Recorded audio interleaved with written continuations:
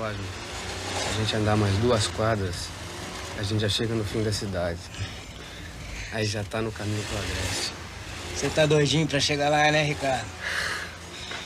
Quero tomar um banho no Rio Real e ir até Mangue Seco. Você sabe que não existe lugar no mundo com o céu tão azul quanto o de lá? Novela Tieta, capítulo 8, quarta-feira, dia 11 de dezembro de 2024. Galera, antes da gente começar, eu peço que, por favor, que vocês se inscrevam aqui no canal, galera. Não saia desse vídeo sem se inscrever no canal. É muito importante que você também ative o sininho de notificações, deixe o seu like, deixe o seu comentário também. Comente aí o que vocês estão achando dessa novela que não passa muito tempo. Então, eu quero ver vocês caprichando aí nos comentários. Vamos lá? Ricardo fala que está ansioso para chegar na cidade. A cena vai para o coronel, mandando o empregado procurar Imaculada. Filomena admite que esqueceu a porta aberta e o coronel a coloca de castigo, e ela mesma se tranca. A cena vai para Imaculada correndo. Na outra cena, Ascânio conhece Ricardo, e Jairo se anima achando que Marinette não vai quebrar. Na outra cena, o padre fica furioso e manda ela ir na mercearia que ele já vai. Lá fora, Milu e Carmozina comentam sobre o que devem estar falando. No bar, todos comentam também e Osná finge que não sabe de nada, mas quando vê Modesto, o chama para sentar e faz uhul. Na outra cena, Peto ouve a conversa da mãe escondida. Perpétua o coloca para correr e continuam comentando sobre a Teuda e Manteuda. O padre chega e interrompe a fofoca. Na rua, Peto chama um amigo para irem para a beira do rio. A cena volta pro padre guiando Perpétua, Amorzinho e Sinira pela cidade enquanto todos comentam. Na mercearia, o padre chega e manda Perpétua falar, e Perpétua autoriza Terto a vender para Carol. Na igreja, o padre fala que ainda não vai ouvi-la em confissão porque ela agiu com soberba. Perpétua faz drama e o padre diz que vai ouvi-la. Na outra cena, Ascânio conta sobre os planos que tem para a cidade. Na cena seguinte, Modesto chega e conta que tem um fuxico na cidade com Perpétua, mas não sabe o que é, e a elogia por abastecer a casa. Depois faz e a chama para sentar no colo dele. Na outra cena, Perpétua começa a se confessar falando que não erra.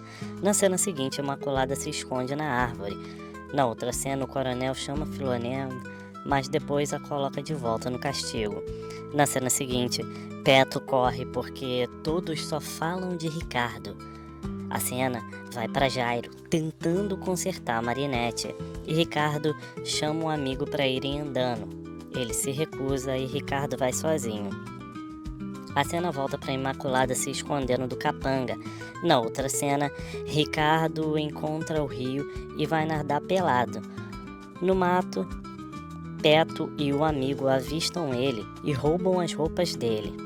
Na cena seguinte, Elisa sonha acordada e Timóteo reclama com Tonha. A cena volta para Ricardo, percebendo que as roupas sumiram. Jairo comemora que a Marinette funcionou e continuam a viagem. Ricardo corre tanto que se cansa e adormece. Imaculada o encontra e quase toca no corpo dele chorando. E nesse momento, o capanga chega. Na cena seguinte, a Marinette chega e Ascânio fala que depois conta para eles sobre Helena. Perpétua pergunta onde está o filho e Cosme e Jário contam que ele veio a pé. Na cena seguinte, o coronel fica muito feliz de ter Imaculada de volta e manda Filomena cuidar dela. Na cozinha, Imaculada come e conta uma história de como um príncipe vai salvá-la. E ela ouviu dormindo na beira do rio. A cena vai para Ricardo acordando. Na igreja, as mulheres rezam. Na outra cena, Tonha conversa com Elisa para ela voltar para a realidade. Na outra cena, todos falam de Helena e fala que ela não merecia. E Osná fala para curarem essa dor com o álcool. E eles ficam bêbados, cantando pela rua. e Osnar tenta levar ele para a casa da luz vermelha, mas Ascânio recusa. Osnar sai para fazer xixi e vê a mulher de branco, mas quando vai contar para Ascânio, desmaia. A cena volta para Ascânio, deixando ele na pousada de Milu, e Carmosina cuida dele e troca até a roupa dele, mas se assusta com as partes íntimas dele. Na cena seguinte, Ascânio chega em casa e beija a foto de Helena, depois a quebra. Na outra cena, Marcolina e Juraci comentam sobre a fuga de Helena. A cena vai para Modesto, falando que Ascânio pode perder votos por isso. Depois, chama Aida para sentar no colo dele, mas ela diz que está com dor de cabeça. Na cena seguinte, Milu e Carmosina comentam que Osnar ganhou na loteria nas partes íntimas. Na cena seguinte, Imaculada lembra do corpo de Ricardo nu. Na cena seguinte, as mulheres rezam por Ricardo e Peto mente que não sabe de nada. E Perpétua promete que se Ricardo voltar, ela vai rezar 1/3 todos os dias por 1 ano. Na outra cena, Ricardo anda nu e as meninas ficam doidas com ele. Ele tenta fugir, mas elas o impedem. Na cena seguinte, Ricardo anda pelado na rua e as meninas perguntam onde ele pensa que vai. Ele tenta se desculpar com as meninas e explica que foi tomar banho no rio e roubaram as roupas dele. Elas tentam agarrar ele, mas ele foge. A cena vai para Timóteo falando que Ricardo fugiu da mãe. Elisa tenta seduzi-lo, mas ele fala que tá parecendo que ela quer cagar. A cena volta para Ricardo correndo pela rua, completamente nu, e bafo de bode o avista. Na cena seguinte, Tonha acende uma vela para Ricardo e Zé Esteves reclama que ela tá gastando vela. Tonha fala que ele só pensa em dinheiro e Zé Ricardo reclama e apaga a vela e manda ela ficar pensando no escuro. A cena vai para Sinira abrindo a janela e avistando um homem nu, mas não vê que é Ricardo. Ela fica em choque e Perpétua pergunta o que foi. Ela diz que viu um homem nu e Perpétua fala que agora ela deu para ver miragem também. Ela fala que vai pro quarto e sai de casa. E lá fora, Ricardo está se escondendo. Ela passa e Ricardo chega em casa totalmente nu e Perpétua fica em choque e Ricardo diz que de manhã ele explica. Ele entra pro quarto e Perpétua agradece a Deus pelo filho estar bem. Na cena seguinte, todos admiram a batina pendurada no poste e todos se perguntam o que pode ter acontecido. Perpétua chega e fala que a batina é do filho dela e todos riem dela falando que aquilo não é lugar para pendurar roupa para secar. Perpétua manda todo mundo seguir seus rumos. Ricardo chega e o padre e o coronel perguntam o que houve. Ricardo diz que não pode falar porque ele mesmo não sabe. Na cena seguinte, Pirica oferece carona para Carol, mas ela fala que não precisa de nada porque as compras já vieram até ela de lancha. Na outra cena, Carmosina acorda Osnar e conta para ele que o Ascânio é quem o trouxe e que ele estava todo sujo de lama. Osnar pergunta quem tirou a roupa dele e pergunta se foi ela. Carmosina fala que foi e ele pergunta se ela não se aproveitou dele enquanto ele estava em defesa. Carmosina manda ele tomar juízo e sai. Na outra cena, Ascânio fala para Rafa que nunca mais se ilude com mulher e que saiu do casamento com feridas, mas vai superar. O coronel fala que viveu 40 anos com uma mulher e se arrependeu, mas Ascânio fala que pelo menos ela deu um filho para ele, o Arthurzinho, e o coronel começa a passar mal por falar o nome de Arthurzinho e fala que aquele desgraçado sumiu com as rolinhas dele e que isso tem mais de 10 anos. Na outra cena, todos sentem falta de Carmosina e Osnar fala que fez uma brincadeira com ela e que vai lá falar com ela. Ele vai até o quarto e ela está arrumando a cama dele. Ele pede desculpas e fala que ela é a única mulher de todo o Agreste que ele não desrespeitaria, porque ele gosta demais dela. Ele sai e a mãe dela chega e ela chora nos braços da mãe, falando que tudo que ela queria era uma família, um marido para ela esperar.